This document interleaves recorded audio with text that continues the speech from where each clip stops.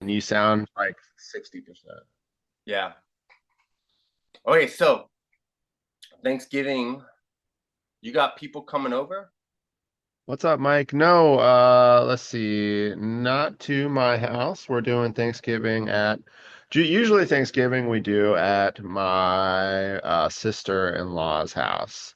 Oh, okay. Um, Okay. yeah, so it's about an hour away, and there's usually about 20 people there. So that's pretty fun. Okay. Nice. Yeah. Is that every year? For Thanksgiving, at least like the past few years, I would say, because when you get married, it's always awkward when there's like, you have to do, we both have fairly big families that always do gatherings. Unfortunately, the family dwindles sometimes. And Mm-hmm. like I've gone from a really like probably like 5 or 6 years ago, I had a pretty big family gathering, and like this year it's just like my brother, uncle, and mom. Like everyone else has moved away or whatever. Mm-hmm. And then we always do Christmas with my family. And so that's kind of how we do it now. We do Thanksgiving with Amber's family and we do Christmas with my family. Oh, that's cool. I'm kind of Yeah. excited this year. The place we usually do Thanksgiving um, is like a local hall, school hall. Okay. Okay. And usually we do Christmas somewhere else, but this year I think we're going to do Christmas and Thanksgiving at the same place. Well, Christmas Eve. We usually do a Christmas Eve party. Sorry. And do you have a bunch of family that gets together for it, or is it like friends too, or is it just like what is that? I'd say family and friends. Most of it's Jazz's side of the family who lives in this area here, Right. and then it's like, gosh, it's probably like 30 some odd adults, and then their children. Oh wow, so that's a pretty big party. Yeah, yeah. Hence why we need the hall.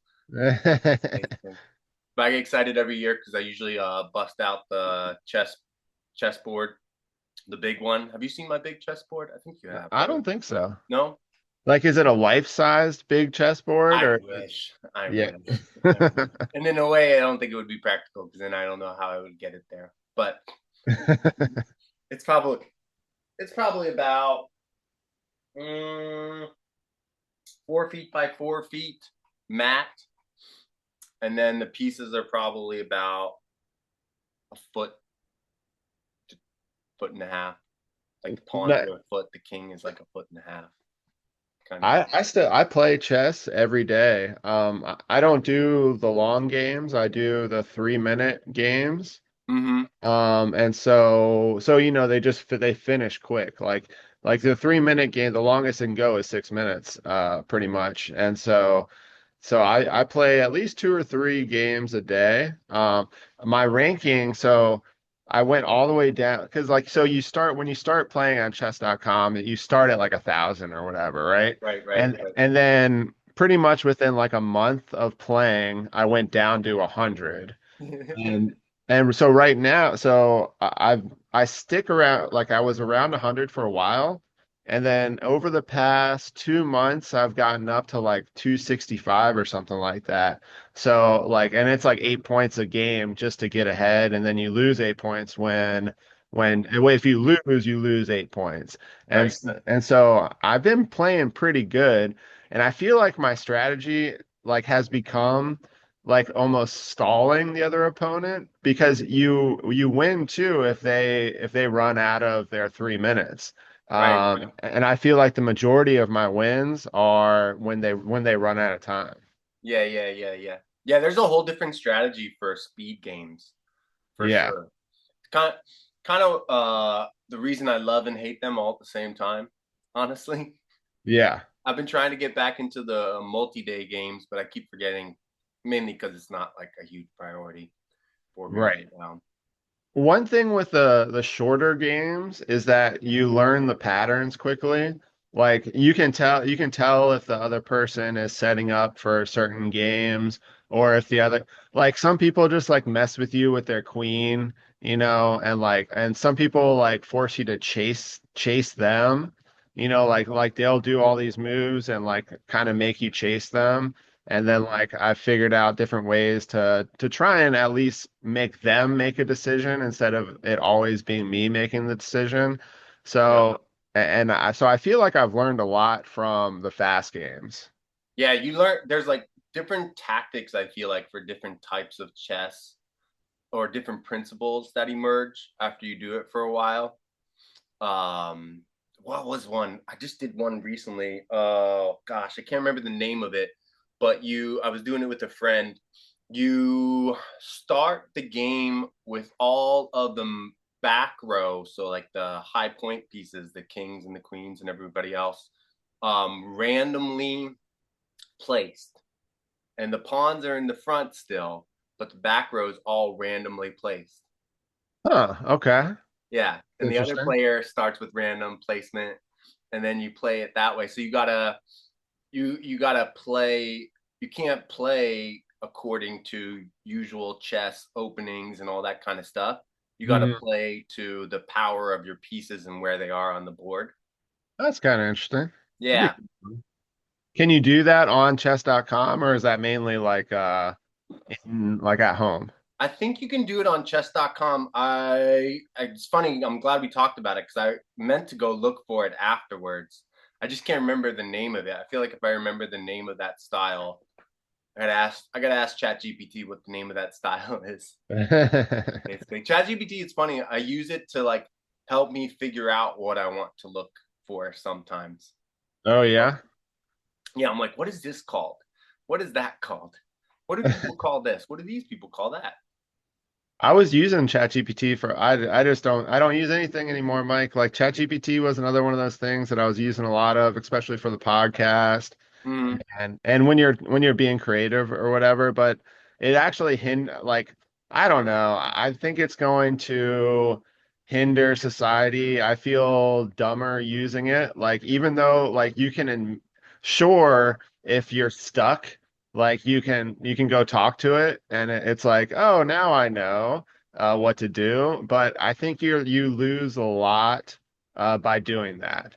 And I think that even though it's super productive and I like it almost it makes me less creative just knowing that it's out there. Like I had to delete it off my phone. Like so I don't know. I don't use it anymore. I don't use it anymore. I feel you. Dude, I think any new technology was it. I think Socrates was against writing, right? It was either Oh yeah. Aristotle or Socrates. One of those two was against writing when it started to become prolific with the youth because he thought memory, the ability to memorize, was gonna drastically be reduced because people were learning how to write. Yeah. And I think he was right. I think he was correct, honestly. And I think when we get a new technology with people, I was just talking to a friend about this actually. You know, have you heard of the diffusion of innovation? No, explain. So, diffusion of innovation theory talks about how, and people see this all the time. So, imagine if you're old enough when the iPhone first came out, for example, the early adopters, and then the next stage of adopters, and then you get to like the average adopter, and then you get the late stage adopters, which are considered the Luddites, for Yeah, example, right? right. And then and there's this curve that you'll see where the early adopters are a very small percentage, and everybody has to go through that curve. And while you're going through that curve, you also have to apply like the learning curve, basically, where we learn all the things. You don't learn what to do with new technology exactly at first. Most people don't learn like the good things to do Mhm. only. Most of the things they learn are all the horrible things to do at first. And that informed you of what not to do later, Right. basically. Like I wonder how many prank calls went out when the telephone first got started, Sure, sure. right? And people were like, "This stupid telephone. I hate the telephone. All I get are these prank calls." And we still get spam and all that kind of stuff, you know. Right. When cell phones came out, we got a lot more spam at first, and now we still get, now it kind of comes in waves, but people understand like, oh, that's probably spam, or the software starts to notice what the spam is. Right. I think we're going through the same thing with AI and Chat GPT and all that kind of stuff. I think We'll see because ChatGPT actually thinks for people. I think it's a lot different than any other technology that has ever come out. And I don't think that it's at all like the phone or anything that's just opening up communication. mhm. Um, that like the phone is simple. The phone is just a cable that you talk to. So you're literally just talking to somebody. Like the whole thing with Socrates and books. That's interesting, but like that it was already like writing was already out for 3,000, 4,000 years before that. So, I don't know. I think ChatGPT is going to be this. I think we're within 10, like those things actually helped society. Like there's nothing you can say about a phone. Like a cell phone is different. Like I do believe that we should go back to like regular phones. But I do think that after that, like once probably late 90, like or like 1990s or so, everything Mhm. that has come out after that has probably hurt society. So I think a lot of people think that we're crawling upwards, Yeah, yeah, but yeah. I think that we're crawling downwards. And so anything I that think comes up back, is down and down is up. oh yeah. Yeah. I'm kind of joking, but not really. What is up? What are we going for here? I don't think we even know what we're going for. Right, exactly. Well, that I think that would be the argument. Like, where are we going, and what's the point, and all that kind of stuff. Right. And Right. yeah. So Part of me still thinks like just like we had a .com bubble, we're going to have an AI bubble. I think it is transformative in a lot of ways, but I think we're also putting too much into it as because we always do. We always like assume that it's going to do all these things, yeah, and then we put all this money and time and power and influence into that thing yeah, at first, and then everybody's like, wait a minute, we've been doing this for a little bit now, and it's not really doing all the things we thought it was going to do, and it's costing us this much time and right, effort, and then we're going to have like a slump, basically. right. Like a racing. Like I was thinking about this. Because I guess they're predicting in like 5 or 6 years. Um, we talked about this very thing, like that there's only going to be one app. Like Mm-hmm. it's not even going to be an app, it's just going to be like your phone is just going to be a screen and everything comes through AI. Yeah. Because it's that easy and we're that close to that. Mm-hmm. I think what's going to have to happen is they're going to have to like erase the internet, which is like basically an impossible thing to do. Yeah. Um, so there's lots of questions out there. It just is what it is, and Yeah. I feel like you don't have to adopt anything. You can just do what you want, and like as it doesn't affect anything. Like, I feel like we definitely need to. I think fasting in multiple respects and in the technology aspect is really helpful for yes, this kind of stuff because I think you get a better view once you go away from it for a while. I know a right, couple people who've gone to dumb phones, for right, example, from their smartphone, and they talked about like how inconvenient it is, and then a little bit longer into it, they talk about how amazing it is, and then they start like being a zealot for the cause, you know, start right, to convert people. right. Yeah, I mean, well, because it's really hard. It's really hard to change the world. Like the world is on this wave of technology, Mm-hmm. and you can't really change that. You can only go with it, and so you just have to ride it to whatever pit we're heading towards, and we'll see what happens. Which brings me to the topic I was thinking about today. I didn't even tell you about, but you kind of talked about it earlier, and I was thinking I might bring it up if it seemed right. I think it's really useful for people to have hobbies, Josh. I'm in this Okay. hobby kind of kick right now. I think it's because I just turned 40. And I think I'm noticing more and more like my friends who are around the same age who don't have hobbies and my hmm friends who do have hobbies and the difference that makes in their life. Oh yeah. Oh yeah. You know, What do the people that don't have hobbies, what do you find that they focus on? yeah, exactly.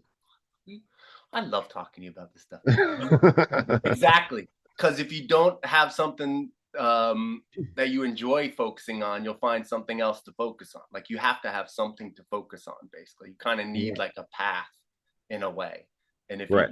if you don't give yourself that path will be given to you. Oh yeah. Oh And yeah. in Northern Virginia, because we're so close to the teat here Yeah. of DC, I think it's politics in this area. Okay. Okay. And people get into, and they won't even admit that the politics is their hobby per se, Right. but like the thing you spend the most time with in your free time, Yeah. thinking about or reading about or posting about. Politics is an interesting one to me. Like I do think it is important to be semi-knowledgeable, but Yes. as soon as you join like the fight that whether that's like online or with your friends like at Thanksgiving dinner or Right. whatever, Exactly. Because that's what I wanted to talk about it before you like whenever you come join that fight, it's like, what are you doing? Like, what are you even doing? Like, I think I would like politics because I do a little bit Yeah. until I start thinking about this very fact is that I need to go back 20 years to college and get into politics and then actually have a job that would do something with it. Instead of just sitting there and talking about it, because sitting there and talking about the things that well, because what I think that society doesn't know what's actually going on, like with the politics, and this is just another argument that people get into, right? Mm-hmm. Of course we know what's going on. They show us all the time, blah blah blah. Um, but so that I think that's just one thing. That's not my hobby, that's for sure. Yeah.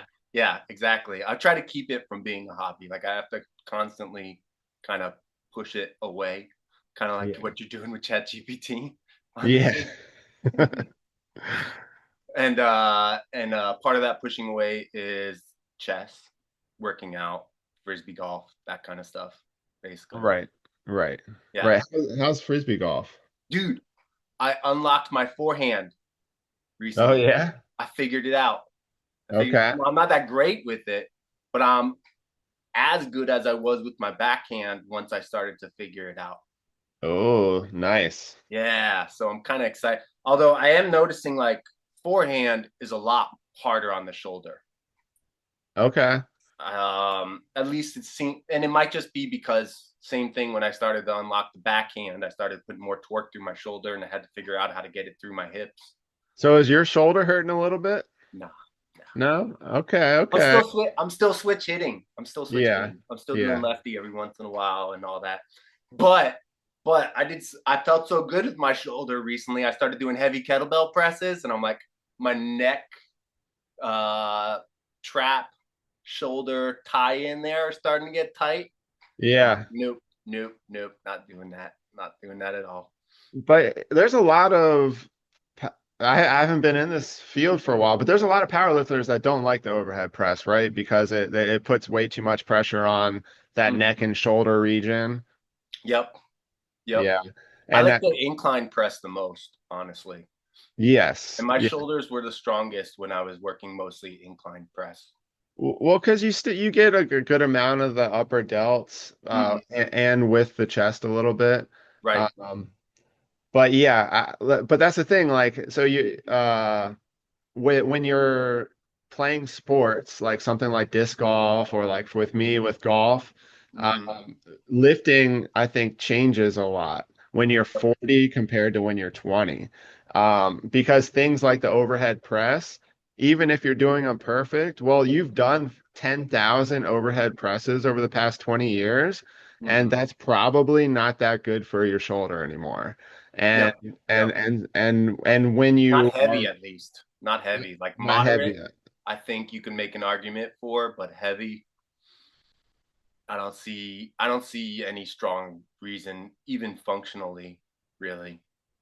Right, right. It's an interesting thing as you grow, like because it's okay. Like if lifting is the only thing you do and then you go to your computer job, then that's different. But Yeah. if you are playing disc golf or playing basketball or any other sports, like after 40 years old, I think lifting, you really need to be careful with what you're doing. A lot I of see. coaches I really like talk about once you get 30, I think like a lot of them are like 35 plus. Yeah. Um, you need to start going into more back to bodybuilding almost. Yeah. Yeah, yeah, exactly. Yeah. Lighter weights, higher reps, feel the burn. Yep. And that's a lot of what I do. I had this thought though, this is just a little side thing. Yeah. Yeah. Gyms should be full of like couches and chairs and like small hallways that you just have to like carry stuff through because those are so much more realistic than any like bench press or deadlift. Like for years, I would claim that the deadlift is like a normal thing you do, but like 9 times out of 10, things that you pick up in real life is a little bit different than your deadlift form. Like Hmm. so you're training it, but you're not training like I think the small muscles that are like so like when you're actually lifting something like you're carrying it through a doorway or you have to like turn sideways if you're like so okay, why don't we just take our groceries and bring them in from the car? Right. That's completely different than any normal farmer's carry that you would do at the gym Hmm. because you have to like maneuver and your arms are like turning and you have to like go through the door and all this stuff and Farmers carry with obstacles and uneven loads, basically.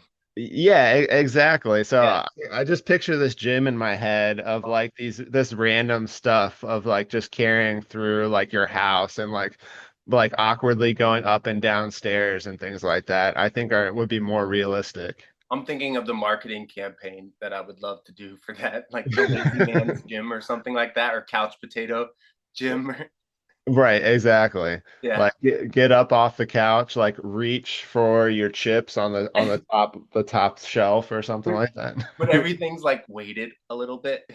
Yeah, extra strong. Like you pick up the bag of chips, but it's like 14 pounds. Yeah, yeah, yeah, yeah. Exactly. Exactly. Oh, I went to a hardcore gym recently. I call it hardcore. I don't know if they would call it hardcore. They might.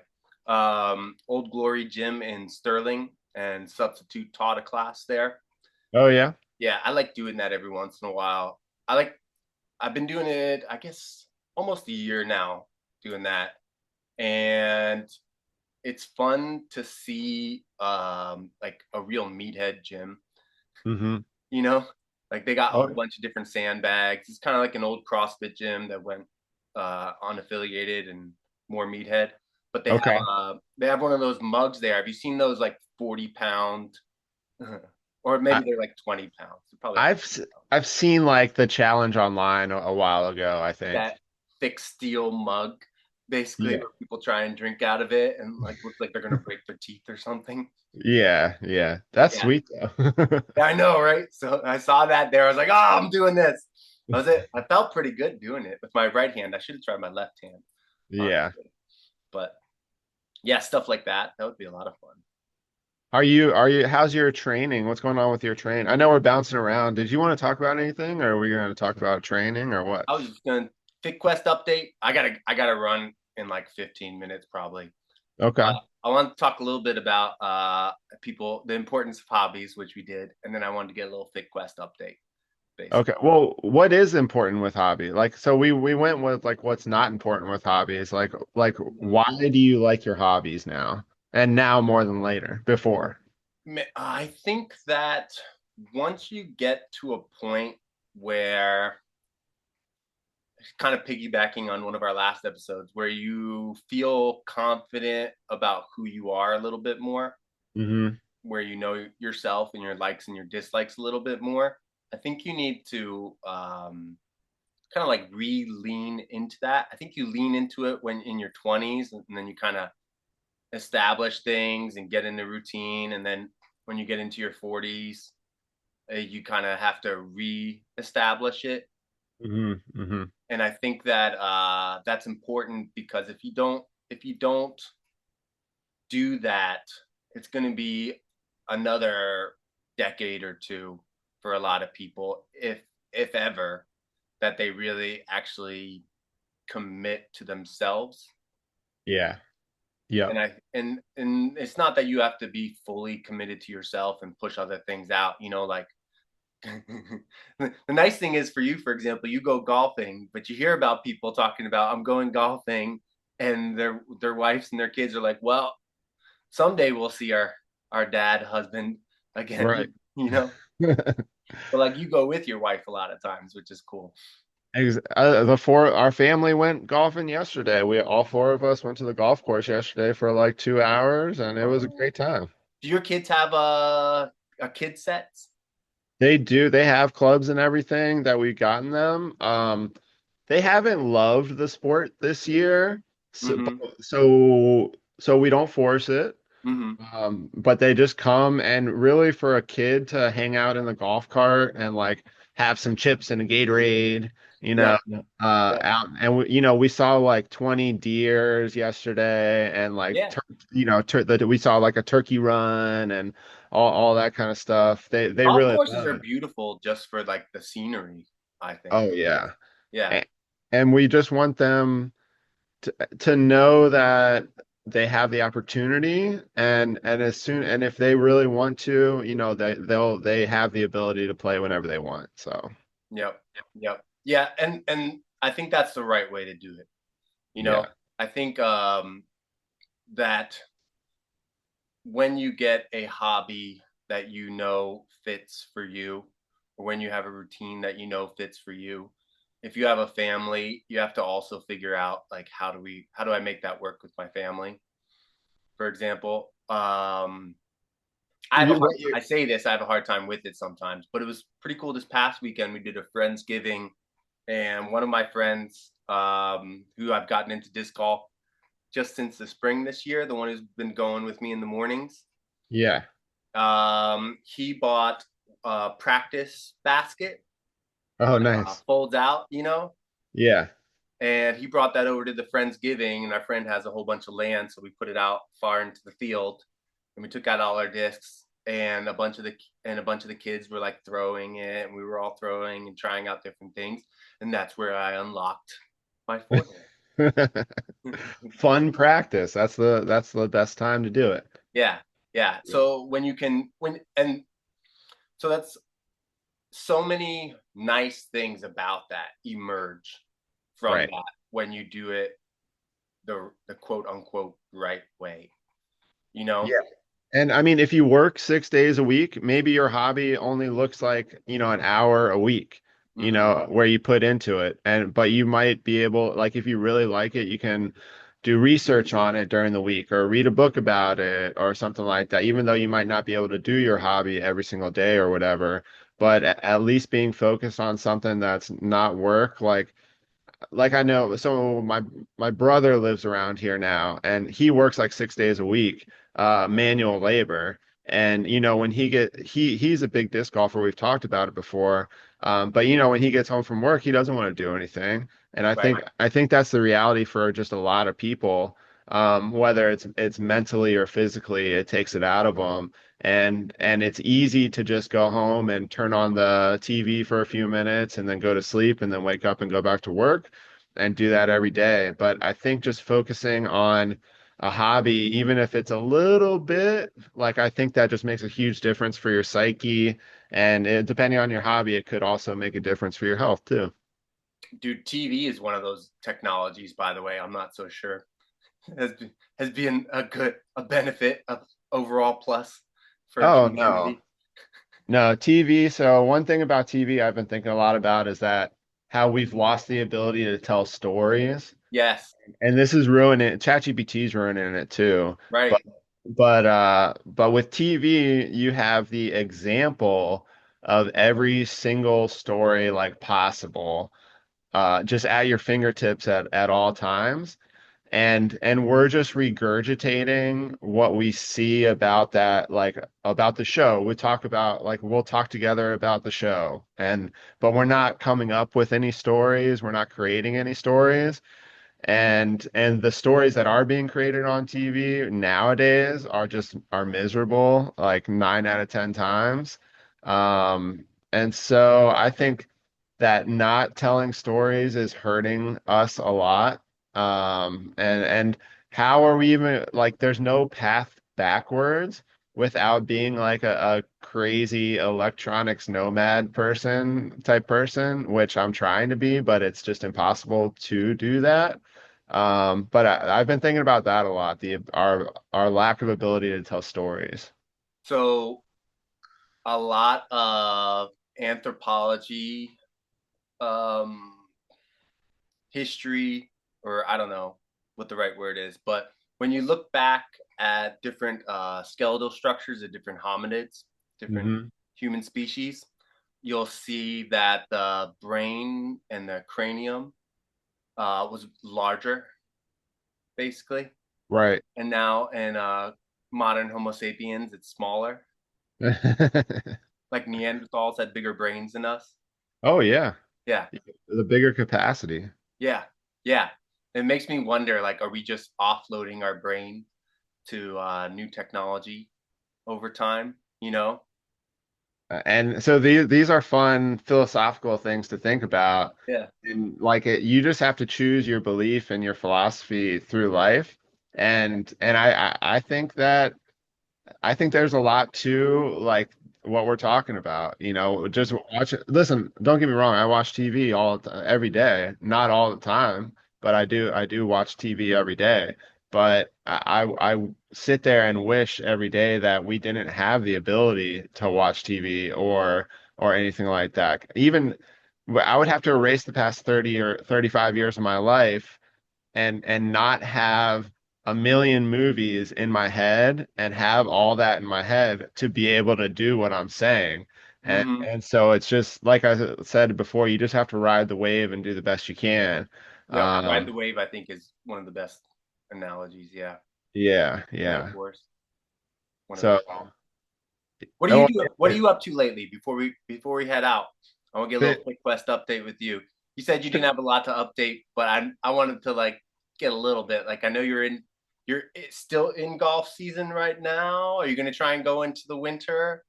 I'm stretching golf season out as far as possible. Same. Yeah.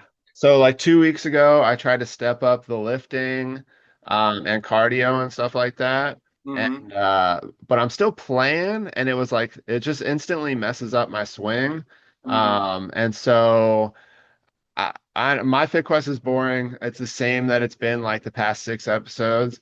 Yep. I do my yoga, and I mean I practice hardcore golf. Like the only thing like so I went from a 17.9 handicap, now I'm down to like a 10.2 handicap in 1 year. Dude, And that's huge. and yeah, and there's a lot of research like so I'm beat up, you know, I tell you that all the time. I have all sorts of injuries that are just nagging. Mm-hmm.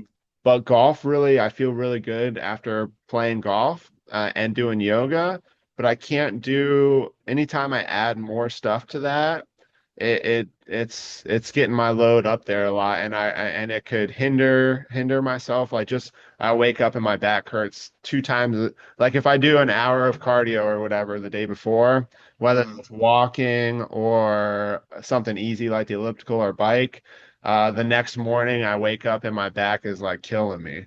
Mm-hmm. And so during golf season. I'm pretty much focusing on golf, focusing on I do my stretching and yoga, and I have a sauna. I got a sauna. Yeah, that's right. I don't think we talked about that last episode, That's and right. You sent me a message. Yeah. so that's been amazing. Like so I can sit in there for like 40 or 45 minutes Oh, and nice. just be drenched in sweat. It's not always cardio, but it's funny when I eat bad food, like say the day before, and then I get into the sauna, like my heart will be like beating.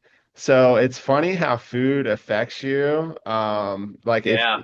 like and just from sitting in the sauna, right? Like because they do say that it's cardio, but I've never like experienced it like horribly, like where I'm like my Boom, chest boom, is boom, boom, boom. Yeah. like that, and I feel like it really relates to what I eat because sometimes I can go in there for 45 minutes, I'll be drenched in sweat, but no, like not like like super fast heart rate or anything Yeah, like like that. below 100 or near 100 versus like 120, 140. Yeah, right, right. Yeah.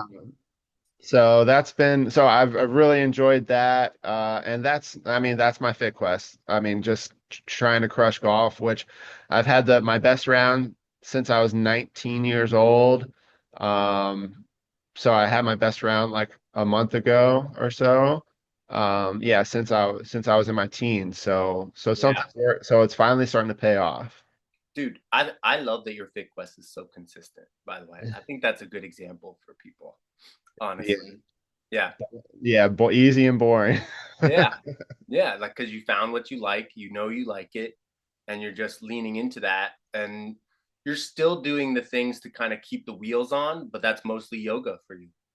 Yeah, and I do try and test. Like it's not like I'm like I've given up running and cardio. Like I'll still jump like try and do some cardio and just Mm. test out to see like how it's really affecting my back and stuff like that. It's not Right. like I don't do one leg kettlebell deadlifts. It's just I just don't do them very often like and I just test to see how it makes me feel.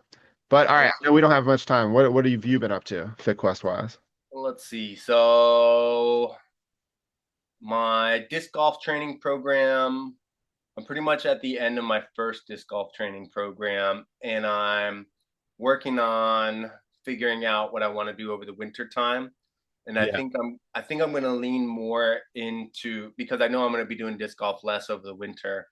I think I'm well. I think I don't know if I might still try and get out there because I got some new shoes coming that I think Yeah, you terrain got wise. you got to keep on your hobby, man. Right, right. So what I'm thinking about doing is either a little bit more of the same from last program with a couple of adjustments, or I might go. I really like Dan John's armor building Yeah, um, yeah. Yep, program. Just simple kettlebell, get in, get out, go for a walk afterwards type thing. yep, And then like movement snacks, basically yeah. throughout the week. And I feel like that's usually what I do around the winter time. I kind of want to look at the FitQuest around this time last year and see what I said. But Right. I'm pretty sure that's my norm around this time of these years. I start to just try and get the basics in, Yeah. and maybe with a little bit more of a mindset of try not to go too heavy, even though I love going heavy, basically. Right, right. But I need to. The only thing I might go heavy on, I might go heavier with my swings, for example. I'm feeling pretty strong with my kettlebell swings lately. Yeah. But other than Well, that, I'll probably keep it really basic, like push, pull, hinge, squat, go for a walk, and that's it. And I might keep that for a while, is what I'm okay. leaning towards. So I'm writing that up, getting that together, and then I'm gonna try and solidify that, and also just try and keep this time of the year. I tend to sit more and cozy up on a couch more and all that kind of stuff. So I'm trying to reestablish my routine of doing a couple of exercises every day. Right, right. Right now, it's probably been every like 2 or 3 days. Yeah, Basically on my off days when I'm not working out, I'll do it 50% of the time. right. I would say so. Now I'm just trying to get it to 100% of the time. Just do a few things like my usual hanging from the bar. I haven't been Yeah. doing that every day like I usually was doing. Yeah. All right, that sounds good, man. Yeah, like I've thrown in like push-ups. Like Yeah, if that's not part of your routine, that's a perfect thing to add like in the winter time right. for strength. I've been taking this really soft ball and I keep it in my pocket and Mm-hmm. I'm trying to get like my son's hand-eye coordination up a little bit. So Oh, nice. I'll just be like, "Charlie, catch." And like kind of like surprise him a little bit. Think fast. Yeah. And if he misses, I say 5 push-ups. And then the kids have been doing that to me too. So that's kind of like a little fun game we Oh, play. that's cool. I might steal that. I like that. Yeah. I like that a lot. Yeah. Yeah. Yeah. Stuff like that I think is great around this time of the year because it just keeps things fresh a little bit when I'm not going outside as much.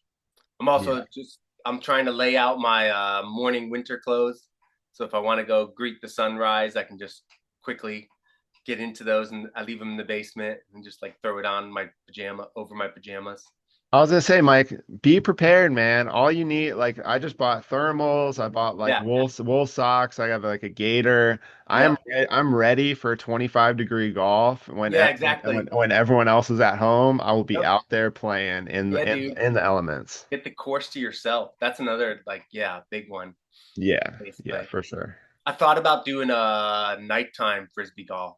I got a glow in the dark disc in my cart that I haven't pulled the trigger on Amazon. I'm Well, gonna let's go out and play soon, man. We haven't been able to play in a couple months, so. yeah, we gotta figure it out. Um, but I gotta run, and that's probably where we should stop, basically. All right, good chatting with you, Mike. Yeah, man. I'll talk to you on chat. Speaking of, on Messenger, see if we can figure that out. All right, sounds But good.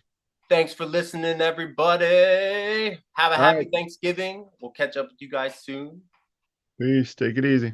Peace.